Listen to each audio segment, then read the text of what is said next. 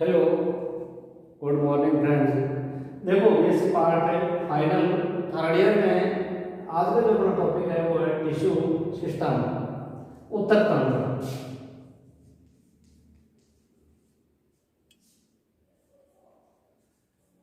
ऊतक तीन प्रकार के थे, वो अपन ने पिछली वीडियो में पढ़ लिया, तीनों प्रकार के ऊतक। और आज है टिश्यू सिस्टम, ऊतक तंत्र। तो ऊतक तंत्र क्या होता है? ऊतक या ऊतकों का एक विशिष्ट समूह जो एक इकाई की तरह कार्य करे। ऊतक का एक विशिष्ट समूह जो एक इकाई की यूनिट की तरह कार्य करे, वो क्या कहलाता है? ऊतक तंत्र कहलाता है। ऊतकों का समूह जो किसी निश्चित कार्य को पूरा करने के लिए, ऊतकों का समूह जो किसी निश्चित कार्य को पूरा करने के लिए एक इकाई की तरह, एक यूनिट की तरह कार्य करे, वो क्या कहलाता है? टिश्यू सिस्टम, ऊतक तंत्र। ऊतक तंत्र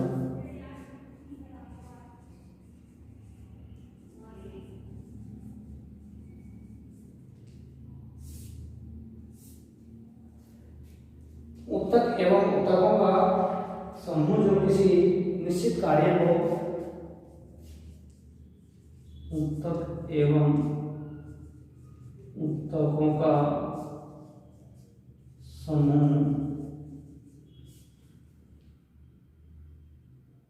जो किसी निश्चित कार्य को, जो किसी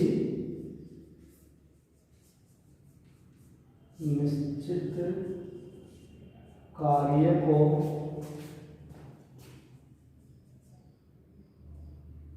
इकाई की तरह, निश्चित कार्य को पूरा करने के लिए, निश्चित कार्य को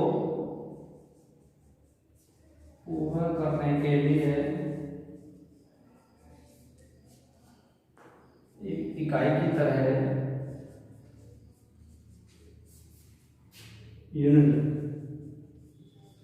इकाई की तरह कार्य करता है,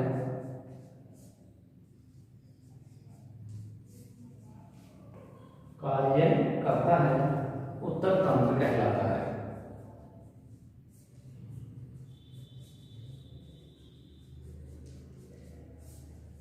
टिश्यू सिस्टम कि भाई कोई भी ऊतक या ऊतकों का एक विशिष्ट समूह, ऊतकों का एक समूह जो किसी विशिष्ट कार्य को, जो एक निश्चित कार्य को पूरा करने के लिए यूनिट की तरह कार्य करे, इकाई की तरह कार्य करे, तो वो समूह क्या कहलाता है? ऊतक तंत्र। और उच्च पादपों में विभिन्न प्रकार के ऊतक तंत्र, संरचना विभिन्न और समान हो सकते हैं। उच्च जो पादप होते हैं उनमें संरचना विभिन्न और समान हो सकते हैं, इनमें समाहित होते हैं, परंतु इनकी उत्पत्ति सामान्यतः एक समान ही होती है। जो उच्च पादप होते हैं उनमें उत्पत्ति और संरचना के आधार पर अलग अलग और समान भी ये ऊतक तंत्र हो सकते हैं, परंतु उनकी जो संरचना होती है वो एक समान ही होती है। अब देखो, ऊतक की स्थिति के आधार पर ऊतक तंत्र को कई भागों में विभाग किया था, सेक्शन है, जिसमें बाह्य त्वचीय ऊतक तंत्र, भरण ऊतक तंत्र और संवहन ऊतक तंत्र। बाह्य त्वचीय ऊतक तंत्र,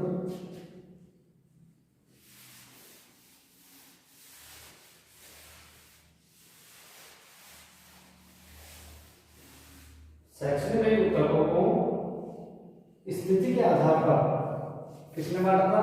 सेक्शन। सेक्शन साइंटिस्ट है, सेक्शन है स्थिति के आधार पर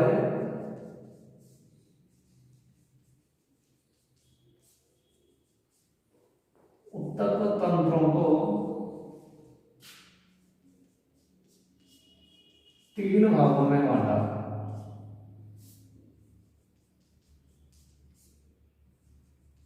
कितने भागों में डिवाइड किया? तीन भागों में। कौन कौन सा? बाह्य त्वचीय ऊतक तंत्र,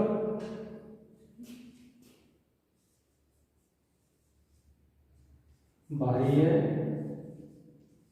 त्वचीय ऊतक तंत्र।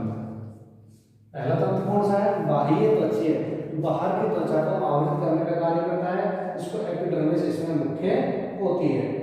दूसरा है भरण उत्तक तंत्र, ground tissue, epidermal tissue system.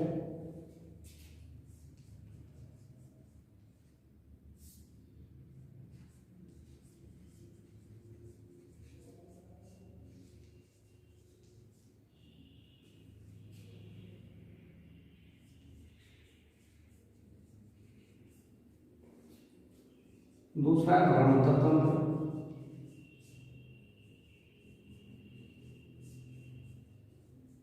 Ground tissue.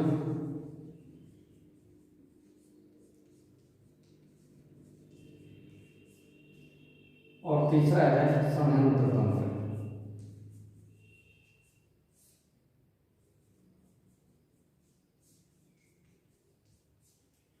Vascular tissue system.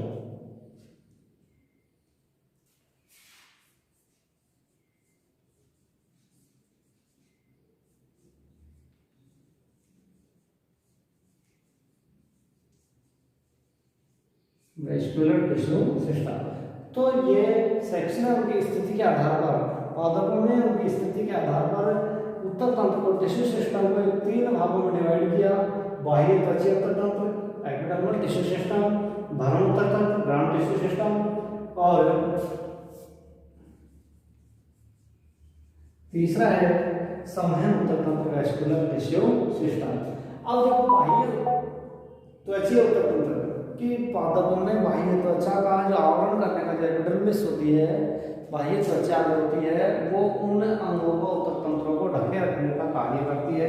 तो इसकी संरचना और कार्य के बारे में हम अध्ययन करेंगे। दूसरा जो है भरण उत्तक तंत्र। ये भरण उत्तक तंत्र पादपों में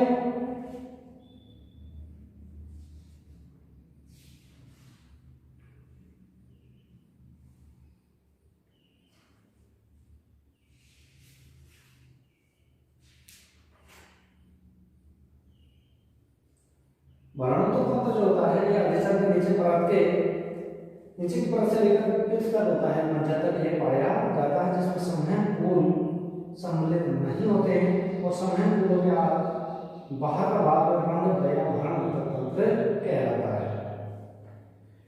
भाई अधिचर्म से नीचे की परत से लेकर पित्त तक का जो भाग होता है जिसमें संवहन कूल सम्मिलित नहीं होते, क्योंकि संवहन कूल या संवहन टिश्यू सिस्टम ये अलग है।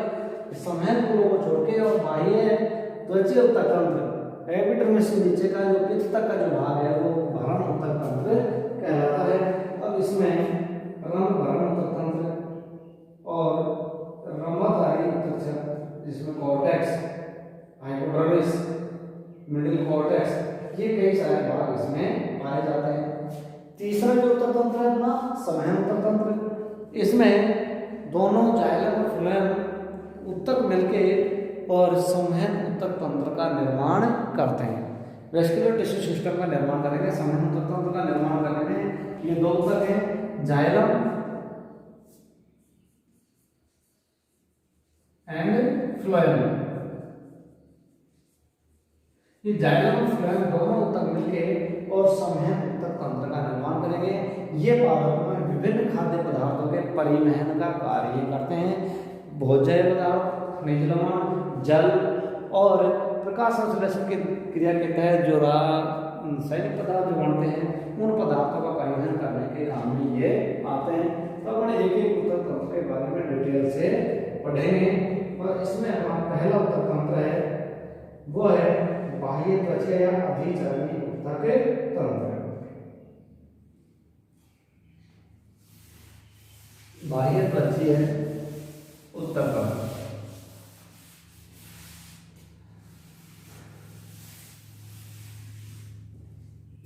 अब देखो बाह्य त्वचीय उत्तक तंत्र में अधिचर्मी उत्तक तंत्र कोशिकाओं से बनी पादप के प्राथमिक अंगों को घेरे रखने वाली बाह्य परत है।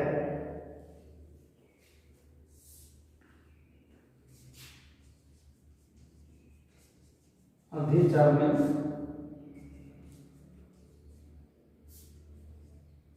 उत्तक तंत्र में अधिचर्मी उत्तक तंत्र है, बाह्य त्वचीय उत्तक तंत्र है। अधिचर्मी उत्तक तंत्र में कोशिकाओं से बनी पादप के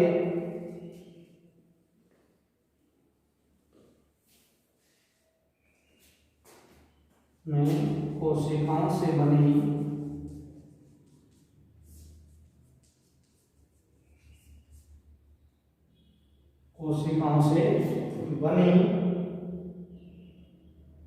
पादप के प्राथमिक अंगों को घेरे रहने वाली बाह्य परत है। कोशिकाओं से बनी पादप अंगों के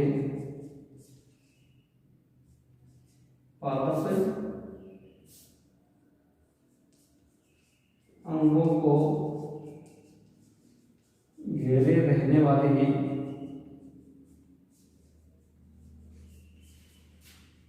बाह्यतम परत है। भाई जो अधिचार होती है, एपिडर्मिस जो होती है, एपिडर्मिस क्या है? ये कोशिकाओं से बने पादप अंगों को बाहरी आवरण से घेरे रखने का कार्य करती है। इसमें विभिन्न पादप अंग जैसे मूल, तना, पत्ती आदि में इसकी कोशिकाओं की संरचना और कार्य में बहुत विविधता पाई जाती है। विभिन्न पादप अंगों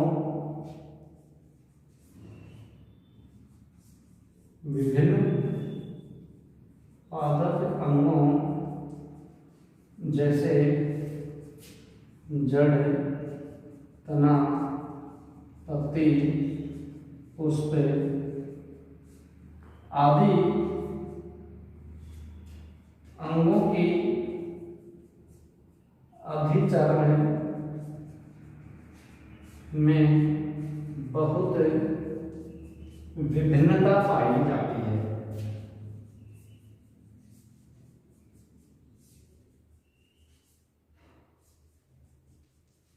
बहुत डिफरेंस पाया जाता है कि भाई जैसे कई प्लांट्स के जो कई पार्ट है, भाग हैं, जड़ है, तना, पत्ती, पुष्प, इन पर अधिचरण संभव पाई जाती है, बाकी जड़ों पर अधिचरण नहीं पाई जाती।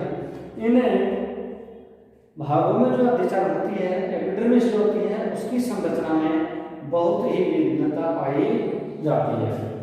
संरचना है, कार्य है, इनमें संरचना कार्य में बहुत ही भिन्नता पाई जाती है, जिसके कारण अब अपन एक एक इसकी संरचना के बारे में देखते हैं। उत्पत्ति। अब देखो एपिडर्मिस या अधिचरण जो है दो भागों से मिलकर बनी है।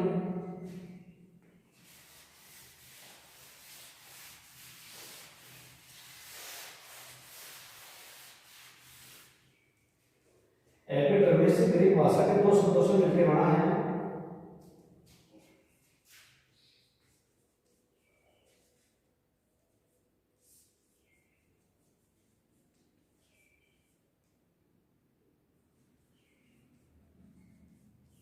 एपिडर्मिस जो है ये ग्रीक भाषा, कौन सी भाषा? ग्रीक भाषा के ये दो शब्दों से मिलकर बना है, एपी और डर्मिस।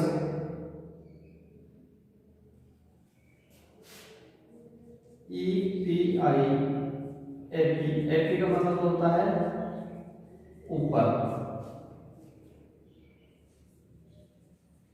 डर्मिस, एपी का अर्थ होता है ऊपर और अपॉन ऊपर, और डर्म का मतलब रहता है त्वचा, स्किन, डर्म।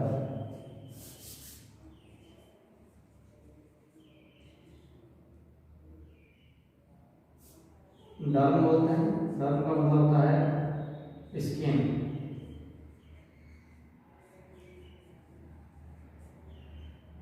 या त्वचा, चर्म। तो इसका अर्थ क्या है? एपिडर्मिस ग्रीक भाषा के दो शब्दों से मिलकर बना है। एपी, एपी का मतलब ऊपर, अपॉन ऊपर की जो लेयर होती है, डर्म का मतलब चर्म, त्वचा, स्किन। कि पादपों पर ऊपर की बाह्य जो त्वचा होती है, पादपों की बाह्य सतह, जड़ है, तना है, पत्ती है, जो बाह्य त्वचा जो है, बाह्य लेयर जो होती है, वो क्या कहलाती है? एपिडर्मिस। ये ग्रीक भाषा का एक शब्द है एपिडर्मिस, उससे मिलकर या इसको अपन हिंदी में बोलते हैं अधिचरण। अधिमान ऊपर, चरण चरण, इसको हम अधिचरण बोलते हैं। इंग्लिश में इसको एपिडर्मिस का नाम है। एपिडर्मिस ग्रीक भाषा का शब्द है। एपी का अर्थ ऊपर, अपॉन, और का अर्थ है स्किन या त्वचा, अर्थात ऊपर की त्वचा से मिलकर बना है। और इसकी उत्पत्ति, संरचना, इसके बारे में अपन पढ़ेंगे। मूल में अधिजन विशेषतः प्रारंभिक कोशिकाओं के समूह से बनती है, जबकि तने में प्रोसेस पर उपस्थित बाह्यतम परत से, त्वचाजन अथवा ट्यूनिका की बाह्य परत से इसकी उत्पत्ति होती है। भाई एपिडर्मिस की जो उत्पत्ति है वो ट्यूनिका या त्वचाजन, ट्यूनिका या त्वचाजन से एपिडर्मिस की उत्पत्ति होती है, जिसको अपन डर्मेटोजन बोलते हैं, त्वचाजन।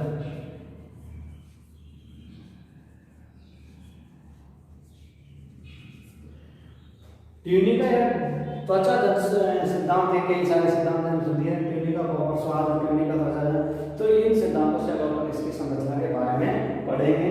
तो इसकी जो उत्पत्ति होती है अधिचरण की, इसकी उत्पत्ति मूल में अधिचरण विशेष प्रारंभिक कोशिकाओं से होती है। मूल में प्रारंभिक कोशिकाओं से, मूल में किससे बनती है? प्रारंभिक कोशिकाओं से। जड़ जो होती है, जड़ में जो अधिचरण का निर्माण प्रारंभिक कोशिकाओं से होता है, जबकि तने में प्रोसेस उपस्थित बाह्यतम परत से, तने में प्रोसेस पर उपस्थित बाह्य परत से, बाह्य परत से। बाकी मैन तो उत्पत्ति इसकी ट्यूनिका और डर्मेटोजन से मानी जाती है। तो ये एपिडर्मिस के बारे में अपन ने बताया कि अधिचरण में, बाह्य त्वचीय उत्तक तंत्र में अपन अधिचरण के बारे में पढ़ रहे हैं कि अधिचरण में एक ऊपरी पादपों में ऊपरी बाह्य आवरण होता है जो उसकी सुरक्षा का कार्य करता है। एपिडर्मिस इसका एक इंग्लिश वर्ड है जो ग्रीक भाषा के दो शब्दों से मिलकर बना है। एपिडर्मिस, एपी का अर्थ है ऊपर और डर्म का अर्थ है स्किन या त्वचा। इसकी उत्पत्ति अलग अलग भागों में अलग अलग प्रकार से होती है। मूल में प्रारंभिक कोशिकाओं से इसकी उत्पत्ति होती है। तने में प्रोसेस की उपस्थित जो बाह्यतम परत होती है, उस बाह्यतम परत से इसकी उत्पत्ति होती है। त्वचा अथवा ट्यूनिका की बाह्यतम परत से इसकी उत्पत्ति होती है। अब इसकी संरचना के बारे में अपन कि पादपों में कि विभिन्न अंगों में अधिचरण तंत्र में 3 प्रकार की संरचनाएं विभेदित की जा सकती हैं। 3 प्रकार की संरचनाएं विभेदित की जा सकती हैं। इसके स्ट्रक्चर के बारे में देखते हैं।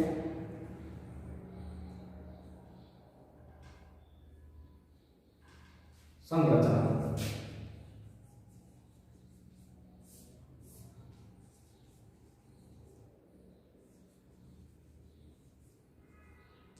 कि अधिचरण की संरचना में मुख्य रूप से 3 भाग होते हैं। पादपों में अधिचरण तंत्र में 3 प्रकार से मिलकर बना होता है। 3 प्रकार की संरचना में विभेदित की जा सकती है। अधिचरण रंध्र और अधिचरण प्रतिवृत्तियां। अधिचरण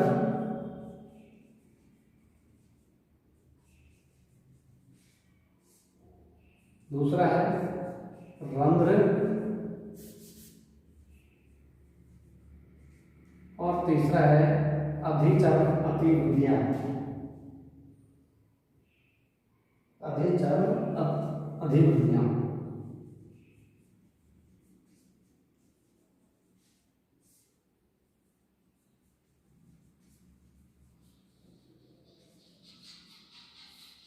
एपिडर्मल अवरोध,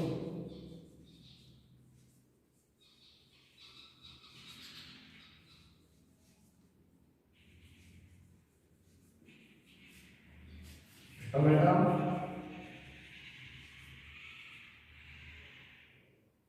और एपिडर्मिस, इन 3 भागों से मिलके और अधिचरण तंत्र का निर्माण होता है। अधिचरण रंग और अधिकतर वृद्धियाँ। तो इनकी संरचना के बारे में अपन अगली जो वीडियो होगी, अगली जो क्लास होगी, उसके बारे में इनका अध्ययन करेंगे। Thank you.